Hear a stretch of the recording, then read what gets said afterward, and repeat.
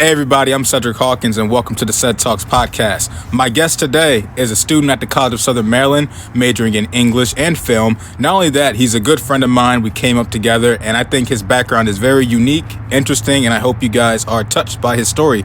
So without further ado, I give to you Mr. Christopher Tyrell. Chris, welcome to the show. Hi, how are you today? Good, man. How you doing? Doing pretty good. Like I said earlier before I started recording, you were a big supporter of the show when I first started this thing. You still support the show, so I was like, I have to get you on. Of course I do. I will always support you, Cedric. Yeah, thank you, man. And so, right off the bat, when COVID impacted us back in March, it impacted a lot of us. Going through your mind, we both were at CSM at the time.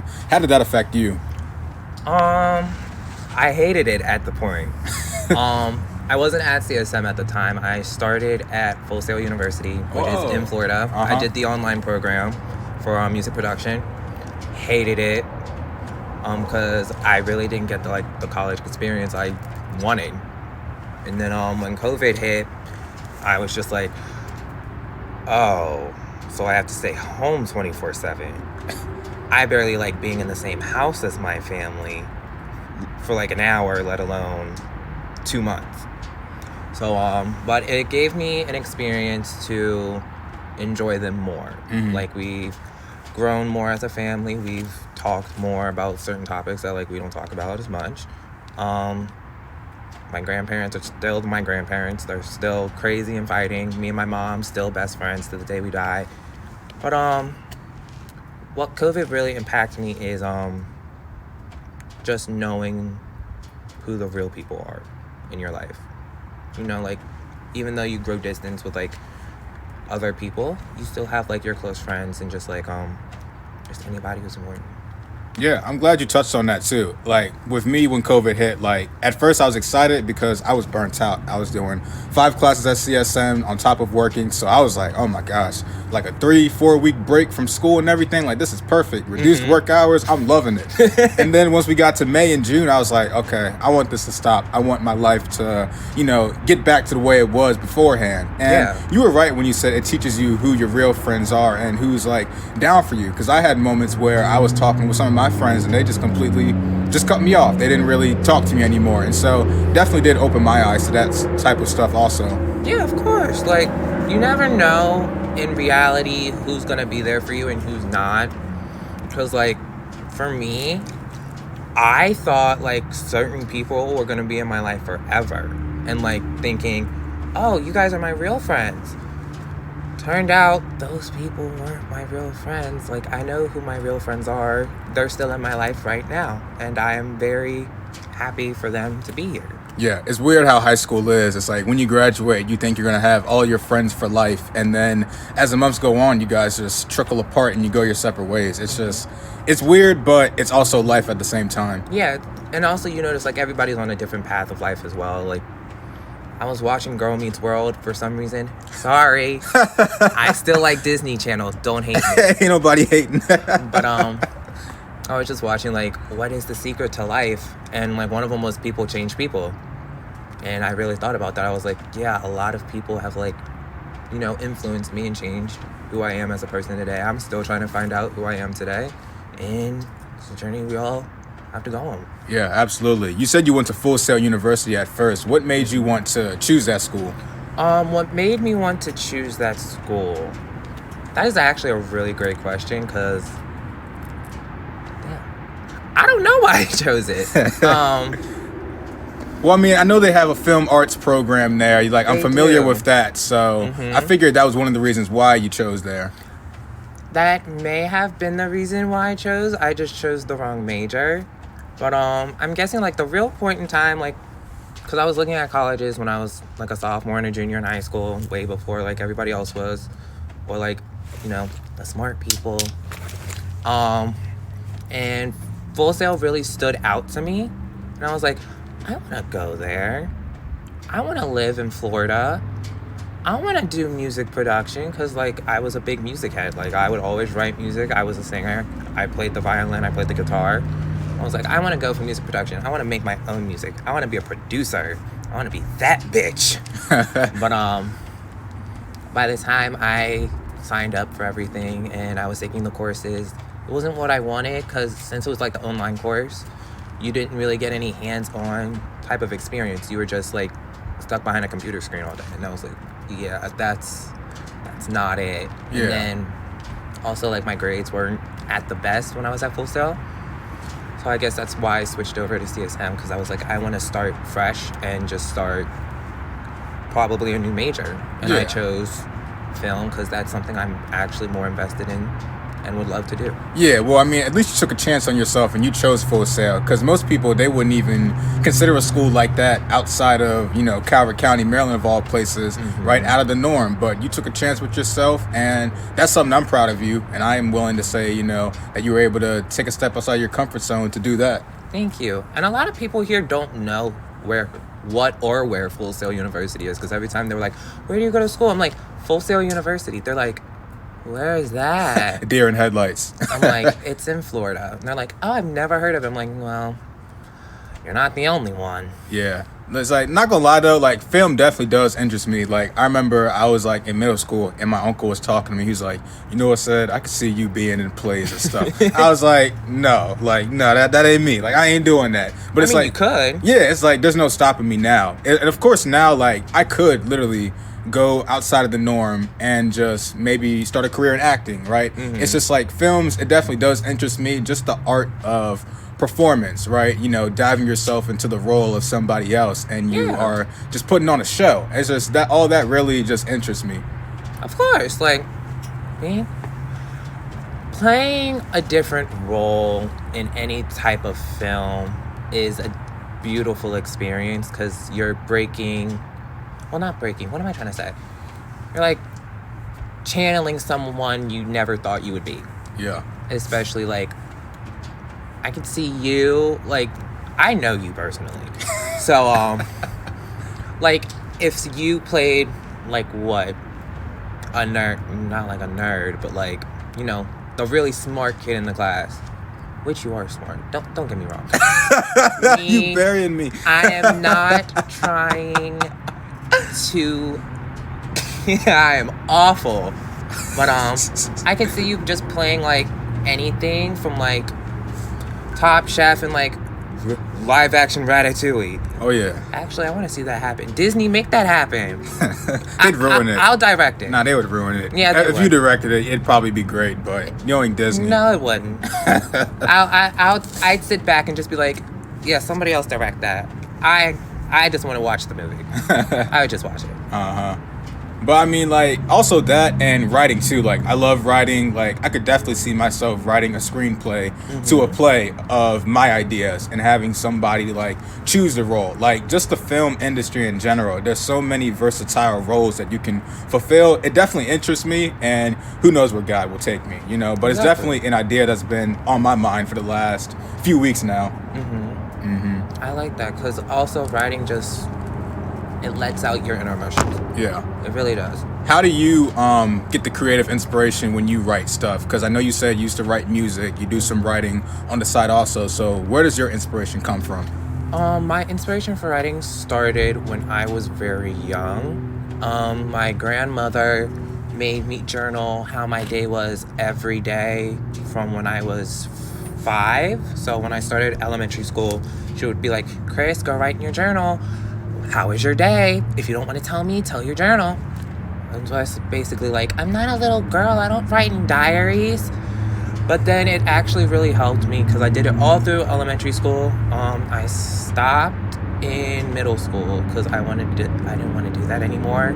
I was like, I'm too cool for this. I'm like, fuck that shit. Can I cuss on you? Nah, you good. I'll bleep it out. Okay. You good. Sorry, I have a dirty mouth. Nah, you good. Sorry, my mom raised me like that. Anyways, when I got to high school, I started writing again. I mean, I was writing in middle school, but it was just like songs. I would never really like put them out anywhere. But I would always write how I feel through songs or just like poetry or anything. High school, I started doing it a lot more because of I was bullied then. And then I was just very not self-aware of myself, and I was very upset all the time. So I would just write about how like hurt I would be, or just like, I'm sorry, I'm trembling for no reason. Oh, you're good. It hurts sometimes to talk about it. It's all good, man. And it just helps me understand what I'm feeling. Yeah. And today, that's still how I do it.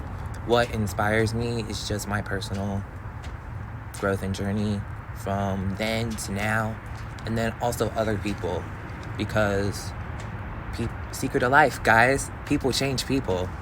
And you can get advice from anyone, from like your best friends, your aunts, your uncles, some random guy in a parking lot who just wanted to start a conversation. Yeah, that happened once, but it was a good conversation. Yeah. So I was very happy about that, and then just, it's amazing. Yeah, I would say with me, my inspiration comes from everything that goes on around me. So let's say I'm like taking a walk. I could see like a tree basically, and I'm like, oh, I'm gonna write a poem about this tree. Like yesterday I wrote a poem about Antarctica. Why? I don't know. Like, Antarctica interests me, and I don't like the cold, but there's something about the beauty of nature that I love so much. So it's like anything that I see around me, I try to incorporate that in my writing, whether that's with poems or writing short stories with the characters that I have. It's like I love doing that stuff and just losing myself in writing. Did you mention penguins in your poem? Yes, I did mention penguins. I think I said that I wonder if their flappers are slippery and if they catch fish at night. Yeah, I talked about penguins and polar bears. I don't think polar bears live in Antarctica. I think they're at the North Pole. Yeah, maybe. And if they're not, they should move to the South Pole because there's more ice there. Exactly. We gotta save the polar bears. Yes, we do. And if we don't, I just dropped my phone, but I really don't care. Save the polar bears. That's what's mainly important, because they're getting a little skinny. Yeah, factual. They're not supposed to be skinny. Yeah. They're supposed to be thick and built. Yeah. I'm not trying to stereotype polar bears, but you know, they're nice, cute, and fluffy. Yeah, exactly. But I want one. Writing definitely does help me with my emotions too, because I always buried my emotions as a kid. I'm just being transparent and open, and so I didn't really know how to channel all of that energy that I was building up inside. But being able to write about it and put it out on paper, it's therapeutic, to where if I can't talk to my therapist about it right away, I can just write it down, and then I can talk to her about it when we do get the chance to talk. Exactly. I mean, that's easier for me as well, because like I went to therapy a lot, and even though like I didn't want to open up to my therapist in the beginning, because I was like, this is stupid, I don't want to talk to anybody about my problems. But like the therapist I had, love her to death, probably should schedule another appointment with her soon, but she helped me really open up about how I was feeling, because I hadn't told anyone a lot that was going on besides her, and she was very worried about me. I'm actually gonna say this out loud. I had to get checked into a mental hospital for about a week before my senior year, and then it led into my senior year, so I just stayed there, and then I came back the second week, and ever since then I was constantly going to her and telling her how I felt, because even though I trusted everyone else, or just like a hand group of people, because I don't trust people easily, I would always just tell her if I couldn't tell anyone else. Yeah. What was the moment growing up when you realized that, okay, I am attracted to boys. I have these feelings for, the same sex? Oh, wow. Get in there, Cedric. It's a loaded question. It is a loaded question. I don't know. Honestly, I was always a really big flirt as a child, no matter if it was with guys or girls. But I don't know, like I just gravitated toward, I don't want to say gravitated towards guys, but like I just felt like I was always different, and like I don't know what's wrong with me, but I'm okay with it. I didn't really start looking at guys in that way until I was in middle school. And then I didn't get to come out the way I wanted to because of some terrible choices I made, which will not be talked about. But yeah, when I came out, at first I came out as gay, and then of course back to the real friend situation. I knew who my real friends were back then, and because of how they were around me, and then they like accepted me And then I lost some friends along the way, but it's okay. Like, yeah, I can't please everyone, and I know that now more than ever. My family at first, they didn't take it as well because they were like, you're young, you don't know, like, if you're gay or not. You're probably going through a phase. And then I was like, I don't know. Like, I think I was just like, I liked boys at that time. But coming up in age, I was 17. No, I was actually 16. I was a junior here. As a joke, I like kissed one of my friends who was a girl, and I was like, hold up. I kind of like this. I was like, I like this a little bit. I don't know why. And then during that whole year, I was constantly contemplating, like, am I gay or am I just saying that? And then I just had to find, like, my personal journey again. And then I was, like, looking up things about sexuality and it all being on a spectrum. And then I came across one that was pansexual, which means you're attracted to a person no matter the gender, sexual or identity, just what's inside that counts. I was like, I gravitate to that more than just being like, oh, hey, I like guys. I'm just like, I like people. I don't care who you are. Just don't be a douchebag or think you know everything about me, because like that hurts, because I've gone through that my whole life. I'm just like, everybody thinks they know me. I'm like, first of all, you don't know the first fucking thing about me. Like, all you know is my sexuality, and that's all you base around it. It's not. I'm way deeper than that. My mom actually started accepting me during that time. And she was like, I'm always gonna love you no matter what. You're still my son. You're my one and only. Like, it's us till the end. I was like, fucking love you, Mom. Thank you. And then I told my grandmother at dinner one night last year, and she was just, it's not that she was shocked. She was just like, she wanted to be protective of me and not hope anything happens to me. And I told her, nothing's gonna happen. If anything does happen, you're the first one to know anyways. You're the first one in my emergency contacts. And then I told my grandfather, and he was iffy. He was like, I don't get what you're trying to say, but like, are you trying to be like, you're bisexual? So I was like, kind of, but not like that. He was like, I can't do it without the grandpa. I can't do it without the grandpa voice. He's like, well, I can see two women being together, but I can't really see like two men being together. And I was like, cool. That's not what I was trying to get across, but cool.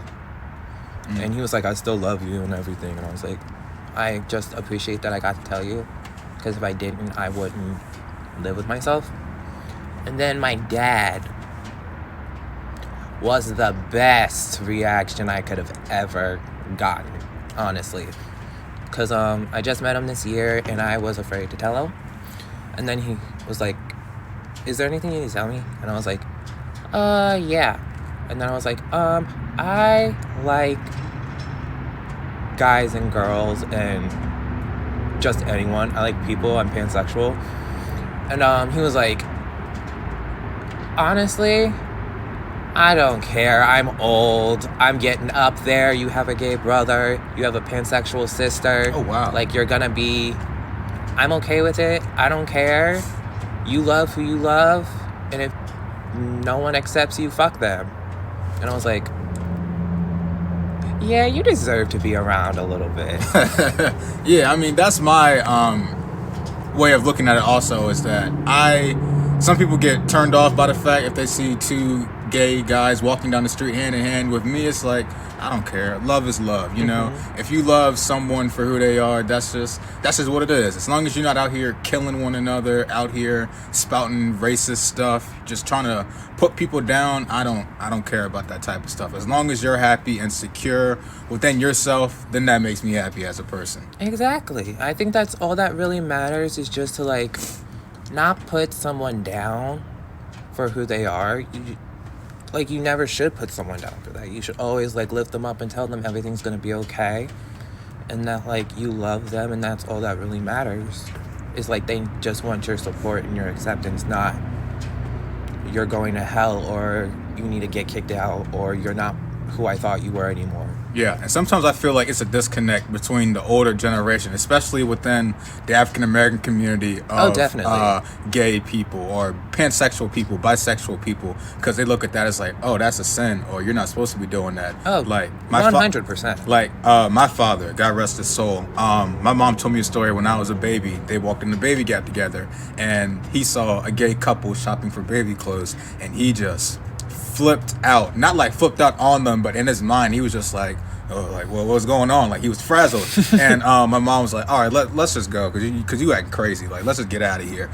But it's like, that type of stuff, it doesn't really bother me. Like I said earlier, it's all about being secure within yourself. Exactly. And I actually do remember, like, the first time I saw a gay couple in real life.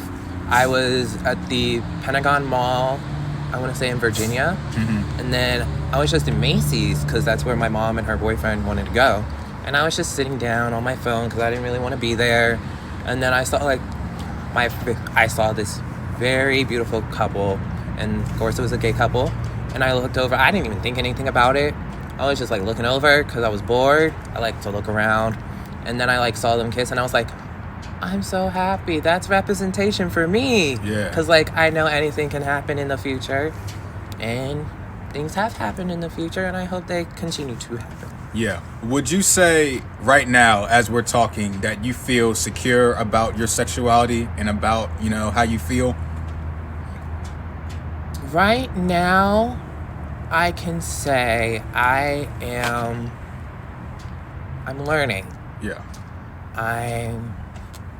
Am I happy about it? Yes, I'm very happy that I came out to people. I'm very happy that I am an out pansexual black man. I am very happy that I am able to tell my story and share the information as well. But it is all still a learning process.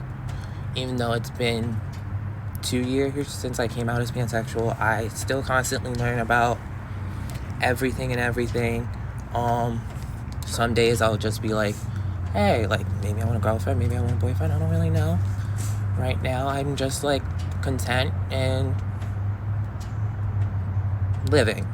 Yeah. And that's beautiful that, you have that happiness within yourself and that you're still learning, right? I don't think in life everybody is truly secure with themselves. Everybody has insecurities that I don't think will ever go away. I have things that I'm insecure about that I don't like. Definitely insecure. That I don't like showcasing about myself. But, it's the ability to, stay encouraged in those trying times and just continue to put your best foot forward. And so kudos to you for doing that as a black man. Because it's hard on us. It's hard out here. I know it really is. Especially within the LGBTQ community.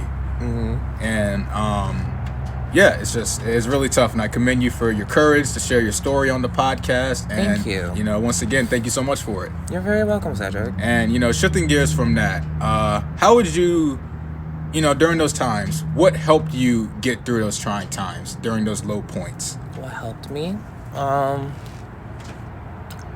The common answer would be, like, friends and family, but, oh, wow, that's going to sound really bad when I say that. Oh, well. Like, the real answer would probably be, like, family, friends, therapy. But, like, those things did help. And those people did help as well. But what really helped me was, like, writing and music for me. Because that was the only thing I knew. It's still the only thing I know. Like, when I'm low or when I'm high. Not physically high, because, we don't smoke anymore. I do advise it, though. If you're of age. If you're not, don't listen to me. But at those times, I would just, like, write, like, the first thing that popped to my mind or my head. I remember one time I wrote during, like, a really low time about people always asking me, like, are you okay? Like, that's the only word I've ever heard. And I was like, I'm not okay. Stop talking. I couldn't say that out loud.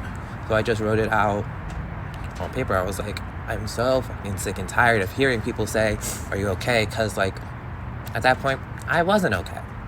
I was at my lowest. I was at the time where I was like, I just want to, like, jump. And I knew for a fact I couldn't do it. Because, one, I'm a little pussy when it comes to that. But, I would always feel like, whoa. It's all good, man. It just hurts sometimes, you know? Yeah. I've been going, like, past couple of weeks, I've been going through it really hard. And, all I could do was cry and cry. But writing and just, that shit saves my life. If I didn't write, I don't know what else I would do.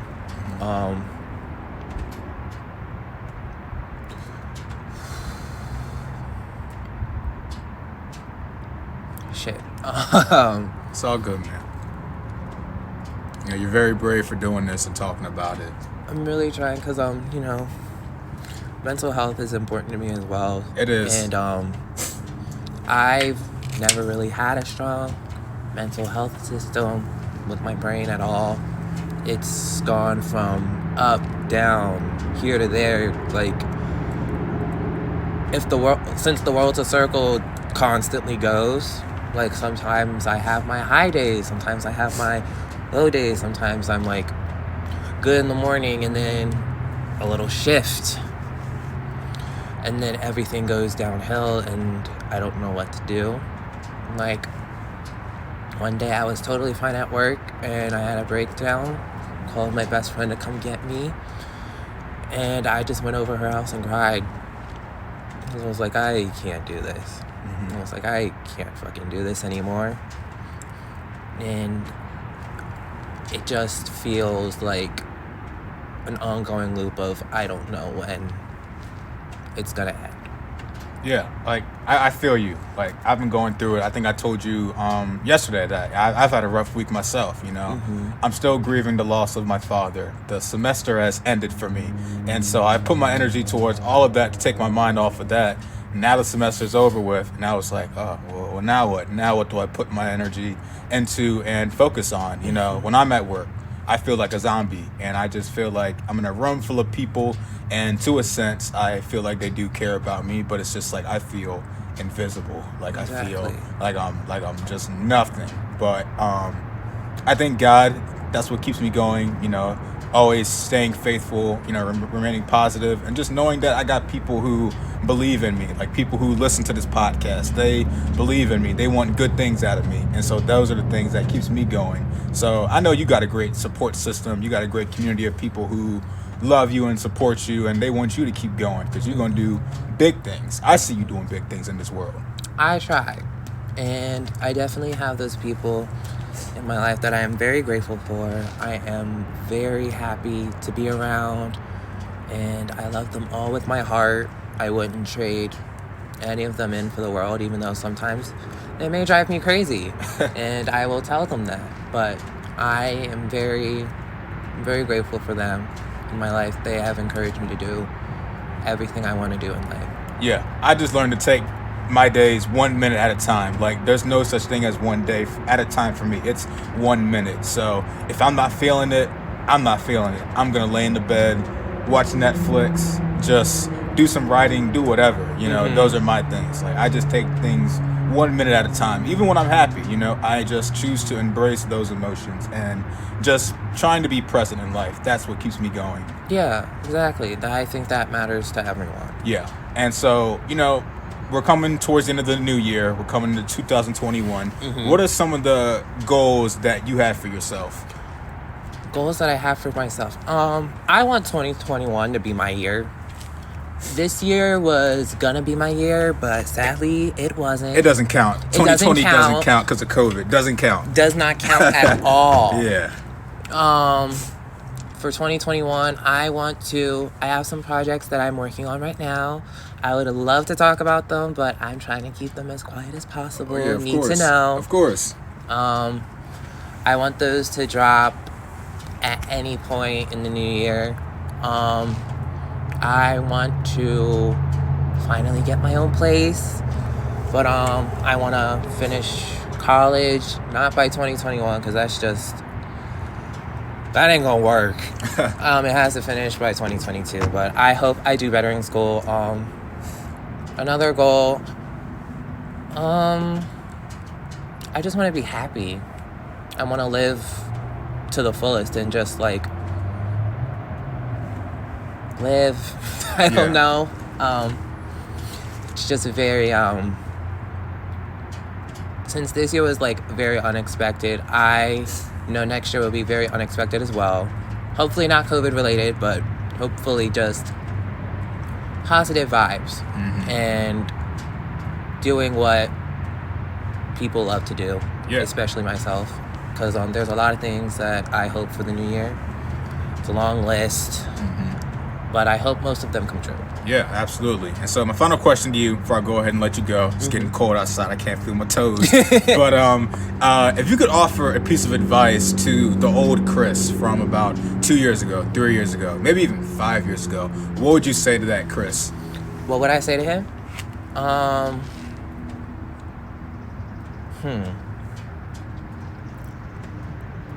Don't know.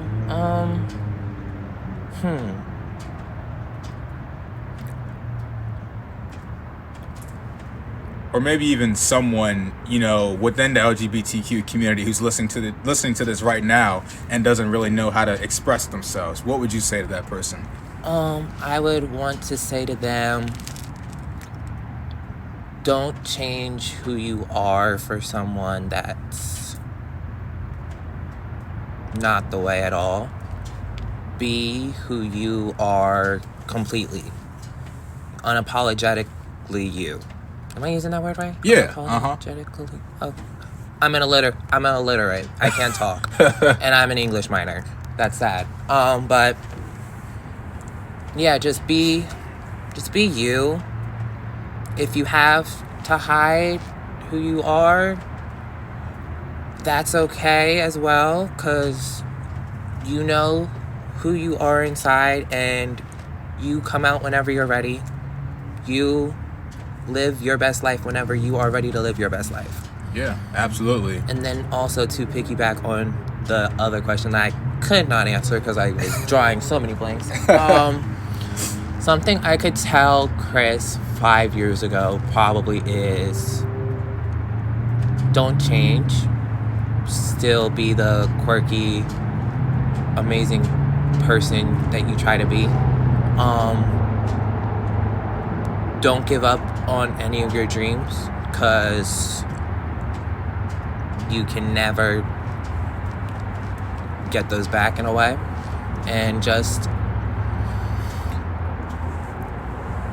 be able to love and see good in people no matter what. Yeah. As much as you did that then, you can do it now.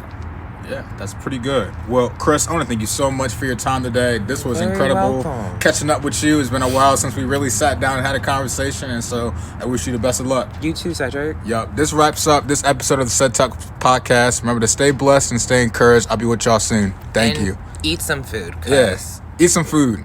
It's Christmas. Yeah. Stay hydrated. Do that too. Take care.